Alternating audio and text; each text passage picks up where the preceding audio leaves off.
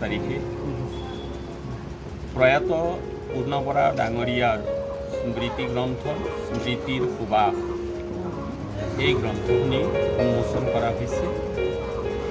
প্ৰয়াত পূৰ্ণ বৰাৰ জন্ম হৈছিল 1 মাৰ্চ 1952 চনত আৰু তেখেতৰ মৃত্যু হ'ল 12 জুলাই 2022 তাৰিখে।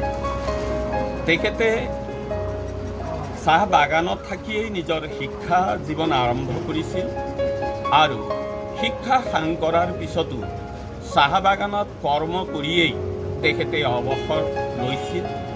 তেখেতে মৃত্যুৰ পিছত এটি পুত্ৰ সন্তান ৰাজা বৰা আৰু পুত্ৰী বৰষাৰাণী বৰাক এৰি থৈ গৈছে। দুয়ো শিক্ষা দীক্ষাত যথেষ্ট আগবাঢ়িছে। তেখেতৰ সপোন আছিল তেখেতৰ সন্তান শিক্ষা দীক্ষাত আগবাঢ়ি যাওক।